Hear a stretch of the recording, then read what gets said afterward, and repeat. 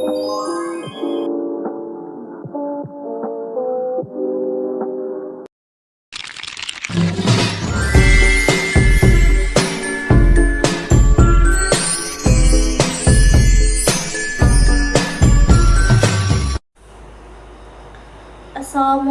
warahmatullahi wabarakatuh.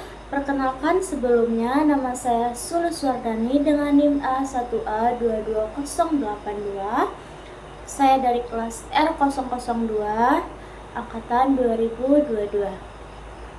Baiklah, saya di sini akan menceritakan tentang cerita rakyat dari Tanjung Jabung Timur, yaitu yang berjudul Ketam Batu. Sambil menunggu waktu menarik jaring, Datuk Ale duduk di atas kabin sambil menikmati pais buatan Nek Lima. "Fis, kau lihatkah itu?" Datuk Ale menunjuk ke suatu arah, namun tak meluruskan jarinya, melainkan ditekuk ke dalam. Menurut kepercayaan, orang bisa ketukuran. Hafiz menatap ke arah yang disebut datuknya. "Ya, Tok. Bukannya itu kuala?" "Kenapa?" tanya Hafiz. "Ya, maksudku kau lihat betapa indahnya barisan pohon mangrove yang berjajar itu." Hafiz menganalisa kalimat kakeknya. Ia memperhatikan barisan pohon yang tertata indah mengikuti lekukan teluk yang melebar membentuk kuala. "Itu kuasa Tuhan, Hafiz. Jika Tuhan berkehendak, apapun bisa terjadi," kata Datuk Alai ke cucunya. Tetapi Tok, Hafiz menghentikan ucapannya. Datuk Alai menatap ke cucunya. "Kalau kau nanti melanjutkan sekolah, kalau kau akan bahwa sungai terbentuk dari mata air. Tetapi di Tanjung Jabung Timur ada sebuah cerita asal mula terbentuknya sungai. Cerita ini berkisah tentang ketam raksasa yang mendiami lautan Tanjung Jabung Timur." "Ketam batu raksasa?" Hafiz menatap datuknya. "Ya, tak banyak orang tahu tentang cerita ini, tapi baiklah, akan Datuk ceritakan." Hafiz menunggu cerita Datuk dengan melipat tangan di dada. Mulailah Datuk bercerita. Dahulu kala, 1000 tahun yang lampau, jauh sebelum orang banyak yang sampai ke wilayah ini, hiduplah seekor ketam. Ketam itu sangat besar dan kuat. Lebarnya melebihi 10 kali lebar sungai kampung kita, dan panjangnya serupa benar dengan perjalanan dari Nipah panjang menuju Sabak. Ketam itu berdiam di sebuah gunung batu, memiliki sepasang sepit dan 10 pasang kaki. Cerita Datuk berhenti sebentar. "Apa karena berdiam di gunung batu, Tok, disebut ketam batu?" tanya Hafiz. "Ya," jawab sang Datuk. Kembali Datuk melanjutkan ceritanya. "Selain ketam batu, hiduplah pula sepasang suami istri. Menurut cerita, merekalah manusia pertama yang menginjakkan kaki dan mendatangi daratan Tanjung Jabung Timur. Ada yang mengatakan mereka berasal dari suku Melayu tua. Sang suami bernama Utuh Perigi dan sang istri bernama Diang Jayuni. Sehari-hari mereka memancing ikan di tepi laut dan membuat rumah kecil di tepi gunung batu. Kehidupan mereka cukup bahagia. Tahun berganti tahun, hingga 10 tahun usia perkawinan mereka, mereka belum juga dikaruniakan anak." Hafiz kembali bertanya, "Apakah suami istri itu tahu kalau di gunung batu itu ada ketam raksasa, Tok?" "Tidak. Ketam itu keluar menampakkan diri saat purnama datang," jawab sang datuk. Pada suatu malam, sepasang suami istri itu mendengar suara yang sangat ramai dari luar rumah. Suara itu sangat gaduh dan membuat mereka terbangun dari tidur lelapnya. "Jayuni, kau dengar suara itu?" Ia menggerakkan tubuh istrinya. Terdengar lagi suara keras yang berderak. Rumah yang terbuat dari bambu itu bergetar. "Mungkin ada manusia lain di sini, Bang, atau mungkin suara dewa." Si istri mencoba menerka-nerka asal suara itu. Ia lalu bangkit dari tidurnya, mengikuti Utuh Perigi yang telah pergi lebih dulu, mengambil posisi dan duduk bersiaga. Dengan mengendap-endap, mereka berjalan menuju pintu. Terkejutlah Utuh Perigi melihat sosok ketam raksasa sedang berjalan di lereng dekat rumah mereka. Ia seketika mencabut pedang di balik pintu, dan dengan keberaniannya ia keluar dan berdiri di tanah lapang berhadapan dengan ketam raksasa tersebut. Ia berteriak dengan lantang, "Hei ketam raksasa, jika kau berniat buruk dan ingin mengganggu kami, lebih baik kau enyah dari sini, atau kau ingin melihat darahmu mengalir di tanah." Suara Utuh Perigi menggelegar. Ketam raksasa menghentikan gerakannya, lalu menatap pedang yang dihunus ke hadapannya. Pedang itu mengeluarkan sinar merah sehingga membuat suasana panas seketika. "Hei anak manusia, beribu tahun aku telah mendiami tempat ini. Sejuta purnama telah aku saksikan bahwa para dewa pun merestui aku. Baru kali ini seorang anak manusia berani mengusikku. Sebelum wujudmu aku jadikan abu. Masih aku izinkan kau pergi dengan tenang. Cepatlah!"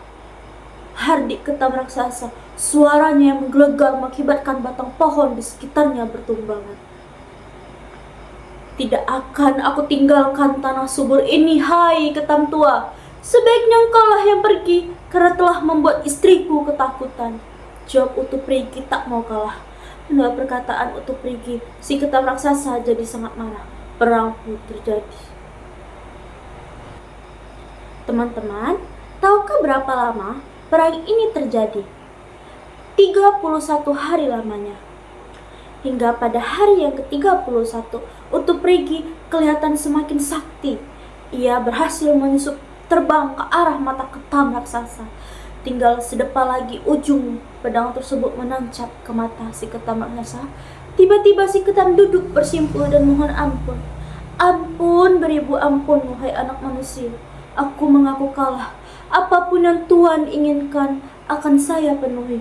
Asal jangan tusuk mata saya." Utuh Perigi seorang kesatria. Bila musuhnya sudah lemah tak berdaya, ia menghentikan serangannya.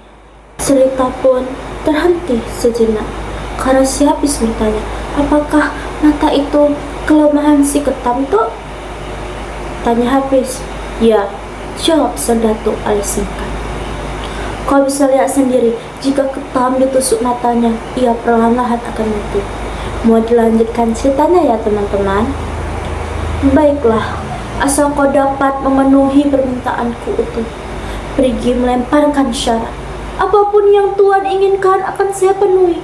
Katakanlah," sambut ketam raksasa. "Tunjukkanlah jalan agar kami dapat memiliki anak." Mendengar kalimat Utuh Perigi, sang ketam raksasa tersenyum. "Itu pekerjaan mudah, Tuan. Terimalah ini," sambil melepaskan sebuah mahkota.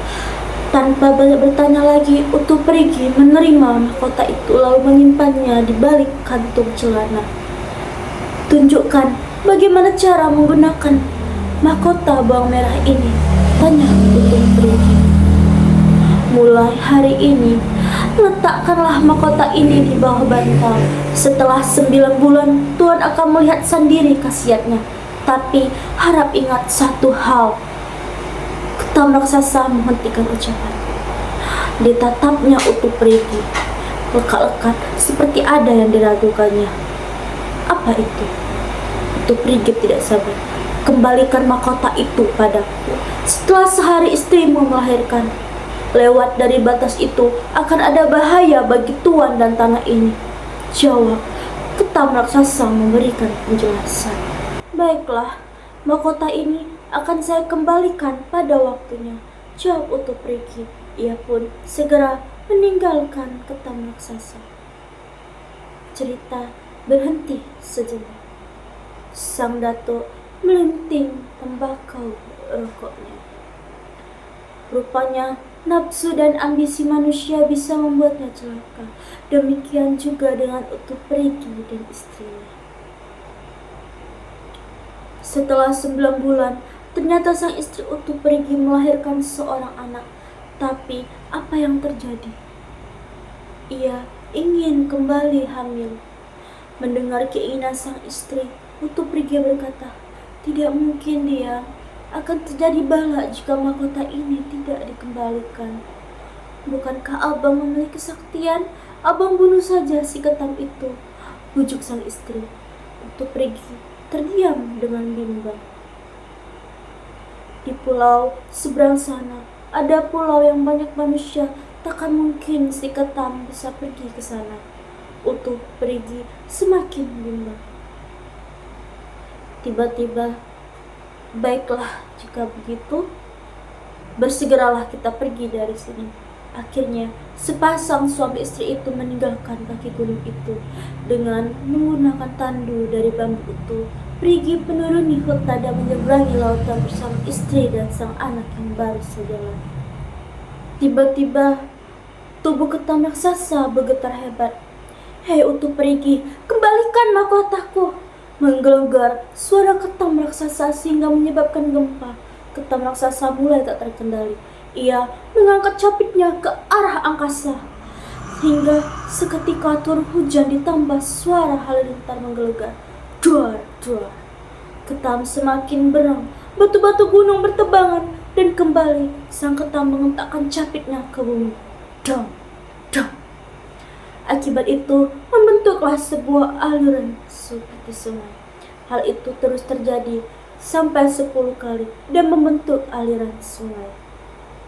Seiring itu pula tubuh ketam perlahan mengecil, matanya bersinar lemah, dan gunung tempat ia berdiam ikut pula mengecil. Nah, teman-teman, 10 sungai itulah yang saat ini dihuni oleh penduduk Tanjung Jabung Timur, mulai dari Sungai Pangkal Duri, Mendahara, Kampung Laut, Lambur, Simbur Naik, Pemusiran, Nipa Panjang, serta Air Hitam. Bagaimana nasib sepasang suami istri itu? Seperti sumpah yang diucapkan oleh si ketam raksasa, mereka mendapatkan bala. Saat ketam menancapkan capitnya ke bumi, mereka ikut terkubur. Nah, teman-teman, itulah mengapa sebabnya jika melihat ketam batu selalu menggali lubang, mereka masih mencari mahkota mereka yang ikut terbenam. Kalau tak percaya, coba teman-teman ikatlah satu siung bawang merah. Pancinglah ketam batu, pasti ia akan menangkapnya sebab ia kira itu mahkotanya. Teman-teman, kita dapat memetik pelajaran dari kisah ini, di mana jika kita berjanji, tepatilah dan jangan mengingkarinya, karena ingkar janji dapat menyebabkan malapetaka. Demikian cerita saya. Sebelum saya akhiri, saya ingin berpantun. Burung dara, burung cendrawasih, cari dulu di Papua. Cukup sekian, terima kasih. Semoga bermanfaat untuk semua. Saya ucapkan wassalamualaikum warahmatullahi wabarakatuh.